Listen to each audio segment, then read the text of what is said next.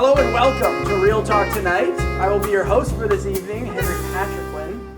Tonight, we have a couple folks from the film Super Date, which is about, superpowers and dating life of superheroes. We have our writer and director, Travers. And our director of photography, Jannah Ali. Yeah. Anybody can clap if they'd like. So, Jared, Super Yep. Date. Could you please give us a little rundown about what this film is about? So the basic story follows a supervillain named Madame Mayhem. Her real name is Jasmine, and she's a part of this supervillain team called the Conquerors. And she's reached a point in her life where she's just tired of all of it. She doesn't want to turn good or anything, but she wants something more from her life. And so she ends up going on this speed dating event, and she ends up meeting and catching feelings for her arch nemesis, Dr. Fusion. And things escalate. She ends up kidnapping him. And am I allowed to tell the ending, or? No spoiler alert. That's spoiler it. You could just cut that last part out. Well, it's great. I was there. I played a rapper who could levitate things. Yeah. Though something might have been cut out. It's implied. We don't see it. We don't see it. Implied levitation. Yeah. So this was your first short film that you've directed with not your first one that you've directed, but your first one with some sort of... With money. Yeah, with money, with a budget, and with decent sized crew and everything. Yeah. And people working for you. So what was that experience like in pre-production? Was it nerve-wracking? How was it once you got to set? All that jazz. Yeah, the first 3 short films I ever made, I was completely by myself, basically. I had some friends helping, but in terms of getting locations and getting food for everyone, I was pretty much I struggled a lot. And with actual producers helping me out this time around, some of the weight was taken off my shoulders, but I struggled with imposter syndrome a lot. And pretty much the entirety of pre-production, I was just having panic attacks 24/7. But once I got on set and I was with the actors, it was simple, you know. There was no point in worrying. I was fine, you know. I was in my element, and that's yeah. That's great to hear. Directing is easy, and there's nothing to it. I'm joking. So how was it? I would like to talk a bit about working with actors. This is a comedy, very much so. And comedies, you need a certain performance. It can be very specific, and it might not come off to people immediately. The actors might not understand immediately. So how was it for you working with a decent amount of actors and directing them? Oh yeah, they were fantastic. They were completely professional. They understood the actors, the characters, almost instantly. And when it came to giving them notes, they just got it, you know? They were very talented, and I really hope to work with them again in the future. And I can't sing their praises enough. They just yeah. They were great. Yeah. They were great. I was one of the actors. Oh yeah, you did great. You too. were the star of the show. I can't complain. I'm kind of the main character. You Let's kinda let's not are. go crazy at one line of I'm in dialogue. it for about 3.5 seconds, I think. I would so it's superheroes. Yeah. It came to my attention that you had a more backstory to these characters than one may think. You really sort of fleshed them out on your own time. Can you tell us a little bit about that? Yeah, it was pretty much all after the fact. I wrote the script that I just delved into the history of these characters.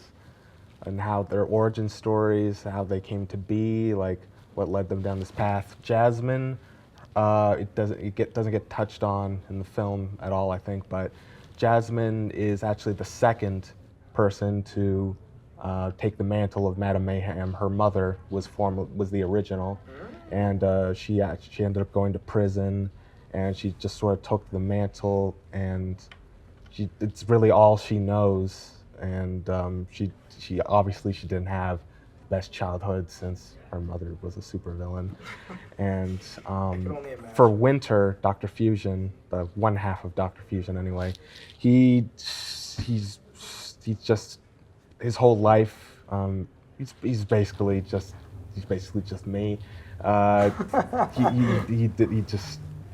He never really seemed to fit in much, and then he gets this clone who's just better at him than everything, but lacks his empathy and his just basic human kindness. But when they come together, they bring out the best in each other in the form of Dr. Fusion. And the whole movie is, I really wanted to focus on like the idea of like the different sides we show different people, because like supervillains and superheroes have secret identities, and like when you bring like love into that situation and the fact that they're rivals, they try to kill each other every week, like it just like I wanted to like analyze like how you're able to like how like your morals can change in the right situation. Like she's loyal to the Conquerors, but how loyal is she really? Because she's hated Dr. Fusion for most of her life, but now she's in this situation and she doesn't know how to react to it, and she fights it a lot, but like, yeah. Mm-hmm. Wow. It's a comedy with heart. Yeah. Would you say? Yeah, I really wanted the story to be simple. Like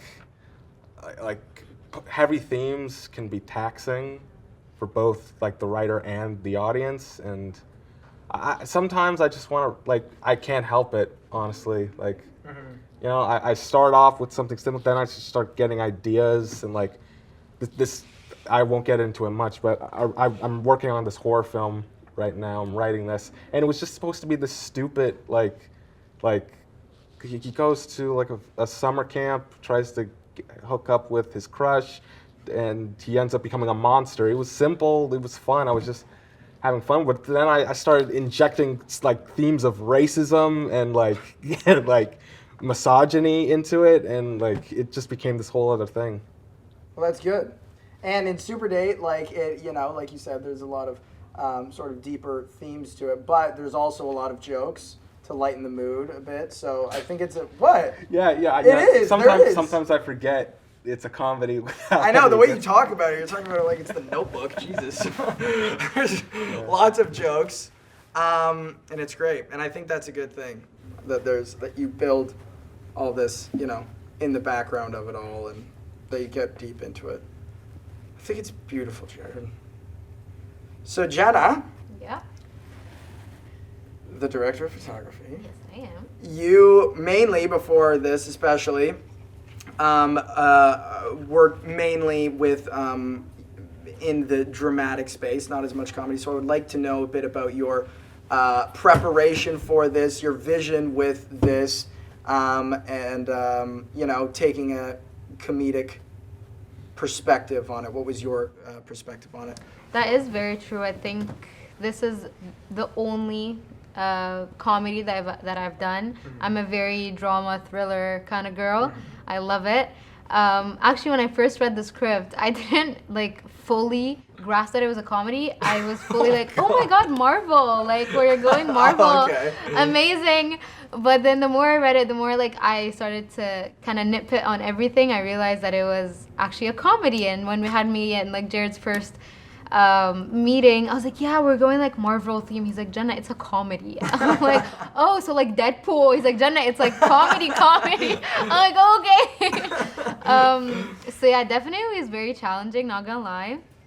In the very beginning, just because I feel like comedy and horror are very, like, at least my opinion, they're hard to film because it's either a hit or a miss. It's either just gonna be cringe or it's actually gonna be funny. Same thing with horror. It's either just gonna be not scary enough and it turns into cringe, or it's actually gonna be horror. So I think that's why I've always not went to these two genres. I've always stuck to drama just because it's safer that way. And I love the shots and the angles of how a drama works. But yeah, no, definitely. It was very challenging, but it was fun. I like to do new things. I like to explore, even in my films and stuff. Would definitely do a comedy again. Maybe not direct a comedy because I know I'm not funny. So I know no one would laugh. I know it'd just be like, oh, okay. So, but definitely DP a comedy. It was super, super fun. I felt like I had the flexibility of like the shots and how I angled my camera and stuff like that because the intention was to make people laugh. Like I didn't need to have like a very strategic following the rules kind of like aspect ratios and all that. So yeah, it was definitely fun and a new thing to explore. That is fun. Yeah. Very good. So there's, quite a bit of VFX and practical effects in the film. Was there any difficulties or worries shooting, either framing for VFX or, because it's hard to shoot something that is going to have VFX, yada, yada.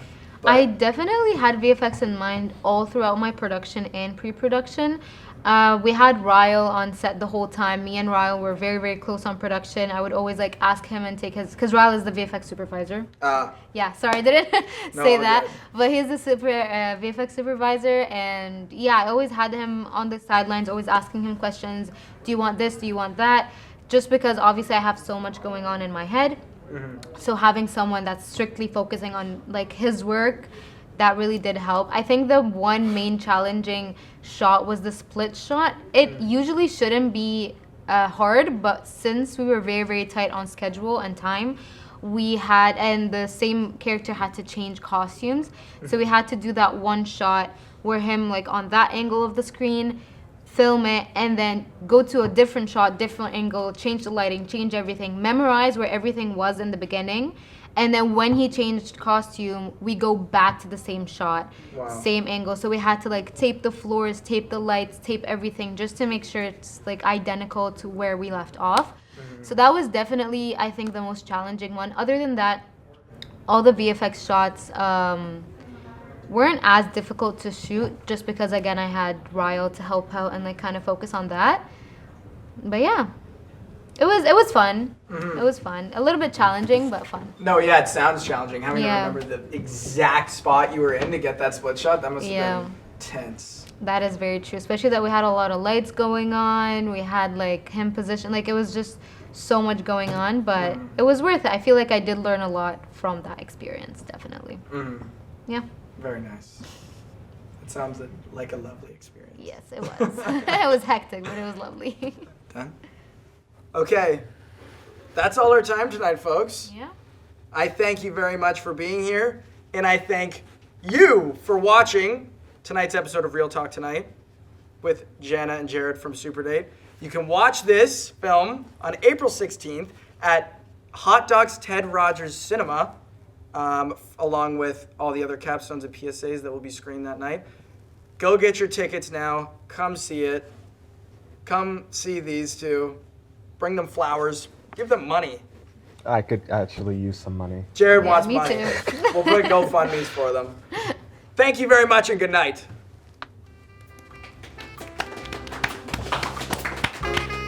Yay! Very good. Good job.